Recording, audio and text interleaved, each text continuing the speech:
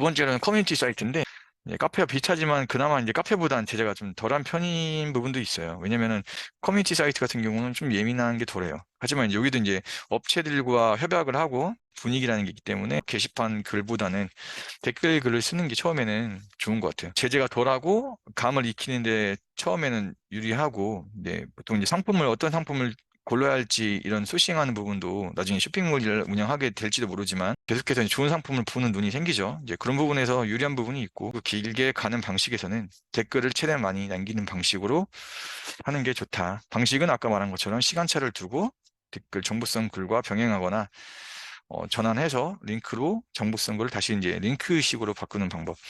쿠팡 파트너스를 한다고 했을 때 쿠팡에서는 좀 종종 이제 이벤트성으로 좋은 상품을 올릴 때가 있잖아요. 그런 상품들을 공유하는 방식으로 하는 게 좋죠. 세 번째로 이제 각종 포털 사이트라고 제가 좀 막연하게 썼는데, 자유 게시판에 글을 올린 적은 있지만 트래픽이 많이 발생하면서 많이 알려지지 않은 좀 그런 포털 사이트, 그러면 그건 자유 게시판 이런 걸 찾기가 쉽진 않아요. 이걸 찾는다면 사실 노다지라고 할 수 있죠.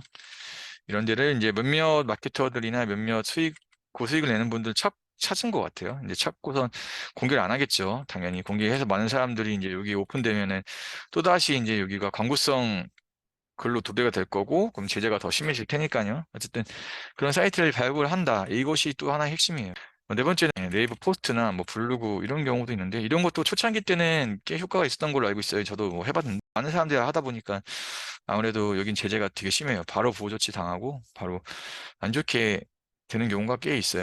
다섯 번째는 지식인인데, 네이버 지식인 같은 경우는 이제 공격을 하는 경우가 꽤 있었죠. 프로그램 돌려서 아예 신고 프로그램을 만든 경우도 있었고, 그래서 이제 지식인 같은 경우는 사실 안 좋다, 뭐 좀 안 좋, 지금 위험하다, 뭐 이런 얘기들이 있었는데, 지금은 조금 네이버 자체에서도 지식인 활동을 좀 권장하는 편이라서 그런지 어느 정도 홍보성은 좀 봐주는 것 같아요. 그 정도만 키우면은 좀 방어가 좀 되는 것 같아요. 뭐 물론 무조건은 아니에요. 신고가 누적되거나 뭐 반복됐을 경우에는 보조치 당할 수 있지만, 그런 경우는 좀 덜한 것 같아요. 제가 하는 방법만 말씀을 드린다면 정보성 답변과 병행해서 방어를 하면서 진행한다라는 거죠. 그 다음에 전략적으로 봤을 때, 전략은 뭐 방금 다 얘기를 했지만 윈윈 구조로 가야 한다.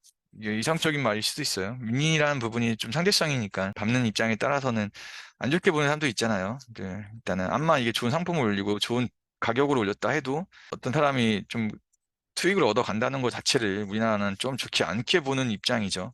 외국과는 조금 분위기가 다른데, 게릴라 마케팅 자체가 인식이 또 좋지 않은 편이긴 해요. 그래서 브랜딩을 한다고 할 땐 절대 하면 안 좋다고 저는 보이고요. 가치가 있는 글이나 댓글은 어쨌든 제재 덜 하다. 이런 부분. 비싼 제품 위주로 하되, 이제 사이트 주제와 이제 뭐 카페도 마찬가지죠. 카페든 웹사이트든 주제와 부합되는 상품을 올려주고, 좀 브랜드가 있는 제품, 즉 애플이나 삼성 이런 브랜드 위주로 제품을 써주는 게 아무래도 좀 더 유리합니다. 판매에도 마찬가지고요. 링크트리나 블로그, 웹사이트 이런 거를 어떻게 이용하냐면은, 링크트리 같은 자기만의 웹사이트 형식이죠. 이런 블로그라든지 이런 거를 하나 구하는 거. 여기다가 이제 상품에 대한 상세 설명을 쓰고, 그런 혜택이라든지 뭐 좋은 그런 부분들에 대한 설명을 간략하게 요약해서 카페나 뭐 커뮤니티 사이트에다 올려놓는 거죠. 그런데 올려놓고 들어가면은 링크트리 타고 여러 가지 상품을 볼 수 있게 하거나, 뭐 블로그, 웹사이트 등 이런 데 같이 아예 연결해서 할 수 있는 방법도 있죠. 최종적으로는 안정되게 좀 안정적인 개인 플랫폼 운영하는 걸 전 추천을 드려요. 일단 게릴라 마케팅은 사실 급전이 필요할 때, 상품 소싱 같은 경우 감도 익힐 수 있는 장점이 있고, 소소한 부업을 얻기에도 적당하고, 그러니까 큰 수익을 내기는 사실 초보가 하기는 어려운 것 같아요. 여러 가지 아이디어도 들어가야 되고, 다양한 웹사이트도 찾아야 되고, 방식 중에서 그래도 무난한 게 댓글에 이제 링크를 달고 시간차로 전환하는 방법인데, 이것도 많이 알리고 있죠. 이제 많이 알고 있고, 많은 이제 제재를 또 쉽게 찾기도 하고 하니까, 큰 수익을 내기보다는 이제 부업 방식으로 간다. 예, 제가 보기에는 하루 평균 어느 정도 이 방식만 자기만의 이제 노하우로 응용해서 익힌다면 하루 5만 원 정도 내외는 충분할 것 같아요.